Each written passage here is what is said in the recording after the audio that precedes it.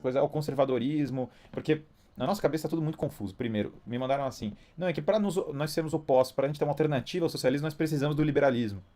Porque o liberalismo tem liberdades individuais, porque ele tem livre mercado, porque ele é a grande alternativa ao socialismo. E alguns falam, não, o liberalismo é insuficiente, então nós temos uma questão de valores e nós precisamos do conservadorismo. Mas o problema que eu pretendo mostrar nessa live é que boa parte do que a gente está chamando de tradição conservadora no Brasil, na verdade é a tradição liberal. E muito do que a gente está chamando de socialismo é a tradição liberal também. Na verdade, uma boa parte do que a gente chama de liberalismo, de socialismo, conservadorismo, é liberalismo. São versões alternativas ao próprio liberalismo. Isso eu espero que fique claro aqui, inclusive historicamente, como o liberalismo em grande parte cria essas duas vertentes. Então, vamos lá, eu vou passar um pouco dessa linha histórica e espero que isso vai ficar claro. Em 1688, nós temos a Revolução Gloriosa. O antecessor dela, aliás, foi a Guerra Civil Britânica, né? Em 1642 teve a Guerra Civil Britânica. Como eu tinha falado, na Guerra Civil Britânica tinha dois lados: os Cavaliers e os Roundheads. Os Roundheads são puritanos, secularistas, querem uma república autoritária, igualitarista. Por isso que o cabelo deles é igual. Os Cavaliers são pró-católicos e protestantes de alta igreja, protestantes pró-católicos, ou católicos mesmo, nobreza, autonomia local, fortalecimento da figura do rei.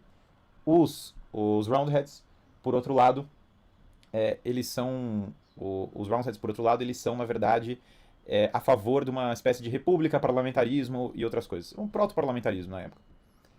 Há uma guerra. A vitória do Cromwell, certo? Essa vitória, basicamente, é a derrota do catolicismo, da nobreza e a vitória do secularismo. Dá errado porque o Cromwell tenta fazer um regime. Esse regime não funciona, ele tenta criar uma república, é o caos completo.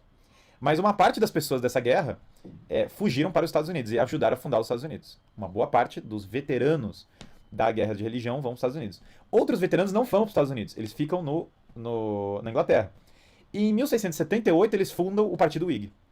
O que é o Partido Whig? O primeiro partido liberal da história. Qual é a pauta do Partido Whig? É Whig History. O que é Whig History? A ideia de que a história sempre evolui. Então agora quem vai ter poder vai ser essa nova oligarquia puritana secularista, vai ser a burguesia, que vai tomar um poder imenso com essa ideologia liberal, e basicamente nós vamos ter o contratualismo em substituição à teoria antiga da lei natural. Agora vai ter uma nova teoria da lei natural. O contratualismo velho vai dar espaço, a lei natural antiga vai dar espaço para uma nova, para o contratualismo. John Locke, obviamente, é a pessoa contratada para ser o ideólogo oficial do partido pelo primeiro conde de Shaftesbury.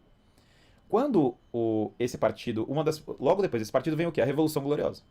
A Revolução Gloriosa é porque o rei da Inglaterra vira católico, Tiago II. Eles não queriam rei católico, eles não queriam liberdade religiosa na Inglaterra, e essa oligarquia queria ela mandar.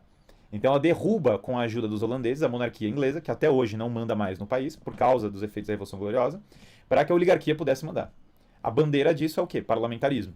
Essa bandeira parlamentarista e secularista e tudo mais que vocês puderem imaginar é a bandeira do Partido Whig, é o partido que vai ser o vitorioso. Mas imediatamente tem a reação e cria-se o Partido Tory. O Partido Tory já não pode se dizer explicitamente Cavalier. Cavalier vem de cavaleiros. Porque se ele defender explicitamente a nobreza e o catolicismo, qualquer coisa assim, ele vai estar fora das pessoas que ganharam a Revolução Gloriosa. Então agora ele tem que se moderar. Por isso que os Tories já são uma versão piorada daquilo que eram os Cavaliers. Portanto, uma versão que cedeu mais para aquilo que obviamente e aí as pessoas não gostam dessa terminologia, mas é obviamente a esquerda. Você pode girar, falar, usar o termo anacrônico à vontade, não altera o fato de que qualquer pessoa que tem um mínimo de concepção histórica, quando olha os Cavaliers e olha os Whigs, ela sabe intuitivamente que os partidários do feudalismo, do catolicismo, da nobreza e da monarquia estão à direita dos partidários da ideia de que a história sempre evolui. Não dá para não perceber isso. Então, a vitória da Revolução Gloriosa é a vitória do partido de esquerda. Tanto que o outro partido, o Tory, vai dar origem a esse próprio nome conservador que a gente vai usar depois. Todo mundo, o partido Whig vira o liberal vira o Labour, pelo menos em termos de público. O partido, os Cavaliers, viram os Tories viram o Partido Conservador. Essa é a história política britânica. Depois que se consolida esse modelo da Revolução Gloriosa, no qual a Inglaterra depõe o seu próprio rei e troca o seu rei por um rei estrangeiro, que é o rei da Holanda, basicamente para restabelecer essa oligarquia parlamentarista, e o Estado não aumenta, isso foi em nome das liberdades contra o absolutismo. Tá bom, então por que o Estado aumentou? E por que o controle das liberdades individuais aumentaram com toda essa história? Aumentaram porque nunca foi sobre vamos libertar o povo. Sempre foi sobre dar poder para a burguesia e dar poder para um pequeno grupo de pessoas que constituem uma oligarquia. Perfeito. Essa oligarquia quer que a história evolua. A história evolui, ela se secularizando e relativizando a moral. Quem são os dois grandes inimigos que vão ter na época? A monarquia espanhola barra austríaca, que é a monarquia de Carlos V, que foi a que fundou o Brasil. Não é Carlos V mais o rei, obviamente, mas é a herança Habsburga, a monarquia dos Habsburgos. E a monarquia francesa. Então, os Bourbons e os Habsburgos são os opositores. Sendo que os Habsburgos são os opositores mais intensos. A Inglaterra não vai se satisfazer com a Revolução Gloriosa, ou seja, atacando a direita internamente seus partidos. Ela tem que destruir as monarquias na Europa. Ela não pode ficar só nela, porque senão ela vai ser a próxima. Tanto que, quando teve a Elizabeth I, ela poderia ter sido derrubada por Filipe II. Não aconteceu, mas poderia ter acontecido. Então, os ingleses entendem os espanhóis como seus inimigos. Em 1701, tem a Guerra de Sucessão Espanhola, cuja finalidade da Guerra de Sucessão Espanhola é exatamente reduzir o poder dos Habsburgos e impedir uma coalizão católica que possa fazer oposição à Inglaterra. A França é rival dos Habsburgos, o que favorece que a Inglaterra jogue um contra o outro. Então, os liberais britânicos, eles basicamente, não satisfeitos com isso, começam a espalhar a revolução para fora do seu país. E eles vão participar da Guerra de Sucessão Espanhola. O Partido Liberal Britânico vai se consolidando e as ideias Whigs e liberais vão ganhando força. Em 1733, ou seja, meros, aqui dá o quê? 45 anos depois da Revolução Gloriosa, um jovem intelectual francês escreve um livro para introduzir na França, para ajudar a divulgar na França as ideias políticas inglesas. Não as ideias políticas de qualquer outra pessoa, senão as inglesas. Esse jovem é Voltaire. Voltaire começa a carreira dele, começa destacando como um divulgador das ideias da esquerda inglesa no solo francês, de Voltaire. Em 1740, não felizes com a Guerra de Sucessão Espanhola, vai ter participação desses mesmos liberais na Guerra de Sucessão Austríaca, certo? A Guerra de Sucessão Austríaca vai ser a continuação dessa. Então, vejam que em 1730 já está circulando na França, por meio do Voltaire, as ideias inglesas. Em 1756, estoura uma guerra que ninguém comenta, mas que é uma guerra fundamental, que é a guerra dos franceses contra os ingleses. Por que é a guerra dos franceses contra os ingleses? Porque, basicamente, as pessoas... Na verdade, a Guerra dos 7 Anos, que é uma guerra fundamental, ela é praticamente a guerra dos católicos contra esse mundo moderno. Porque tem uma coalizão de todo mundo que é católico contra todo mundo que estava aderindo ao mundo moderno. Só que a França perde a guerra, porque a França não tem o poderio marítimo da Inglaterra, a França não tem o poder do financiamento bancário que a Inglaterra tem uma série de coisas que fazem a França perder a guerra. Apesar da França ser muito rica, e na época do Luís XIV a França tendia a ganhar essas guerras. Mas é porque a França tem uma guerra marítima, global, e a França até ganhou no continente muitas batalhas, mas quando a coisa ia para as colônias, teve muita insucesso. Essa Guerra dos 7 Anos é o que prepara a Revolução Francesa e é o que prepara a independência americana. E vejam que na França, a grande luta interna é contra as ideias iluministas, que estão começando a tomar conta do Estado. Então a França tem que enfrentar o inimigo externo, que é a Inglaterra, e o inimigo interno, que são as ideias liberais dentro do país dela. Em 1776, veteranos da Guerra dos 7 Anos conseguem a independência dos Estados Unidos. Que muita gente não conta direito, porque na independência dos Estados Unidos a primeira coisa que fizeram são os artigos da Confederação, que foram muito embebedados dessas ideias liberais. Foi uma palhaçada, não deu certo. O John Hancock estava envolvido e outros caras. Eles tentaram fazer democracia direta, virou o caos absoluto, aquilo nunca deu certo. E aí precisaram de uns caras que eram mais à direita, como Alexander Hamilton, como George Washington, que eram caras que precisavam... Se alguém tem dúvida sobre como eu estou usando o termo direita e esquerda, assista minha live, o que é esquerda e direita. Porque dali eu vou explicar em que sentido eu estou falando de direita e esquerda. Nesse cenário, vejam, a George Washington, que era mais conservador, que era um plantador da Virgínia, que tinha... Inclusive eles cogitam, o Partido Federalista cogita a monarquia, né, nos Estados Unidos. Eles conseguem, com uma coalizão com o Jefferson e outros, conseguem criar a Constituição e impedir o caos que os artigos da Confederação tinham sido feitos. Por isso que a Constituição americana só vem muito depois da independência, de fato, né? Aí, beleza.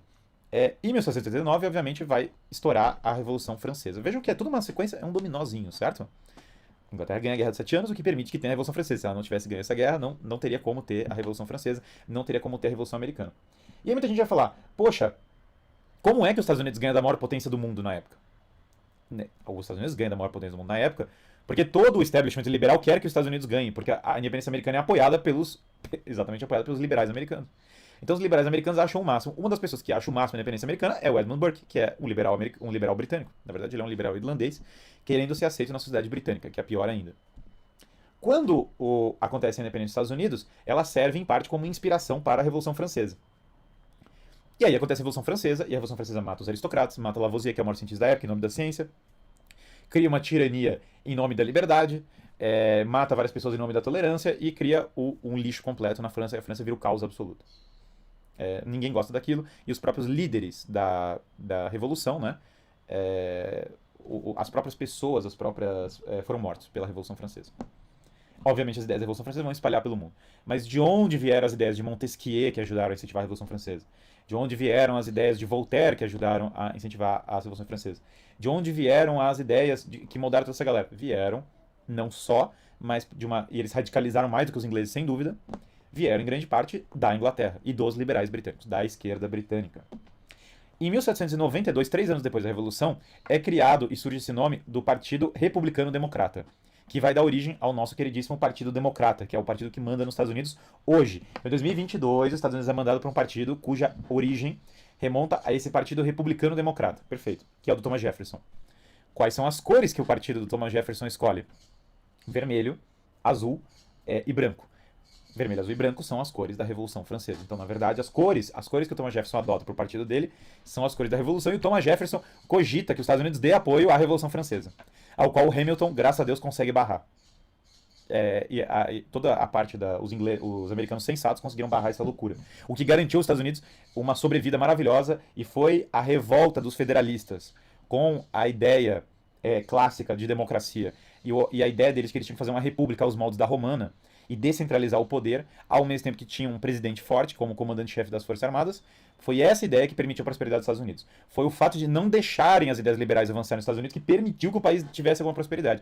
George Washington, por exemplo, era maçom e larga a maçonaria por influência dos jesuítas, que ficam amigos dele. Inclusive, tem pelo menos um testemunho de um escravo falando que ele se converteu ao catolicismo no leito de morte. Difícil saber se isso é verdadeiro, é um testemunho muito vago, mas o fato é que George Washington fica amigo, inclusive, do pessoal de Baltimore. Por isso que a capital, Washington, D.C., é feita em Maryland. Porque se fosse feita em Massachusetts, a esquerda teria um poder desproporcional nos Estados Unidos. E se fosse feita no Sul, também teria um poder desproporcional da aristocracia do Velho Sul. Então eles resolveram escolher o meio dos Estados Unidos, que era onde tinha, que era perto de Baltimore, que é um lord católico, que era um cavalier. George Washington, que era um episcopalian. Portanto, ele é um anglicano, e portanto ele era oposto ao movimento puritano à la Cromwell, né?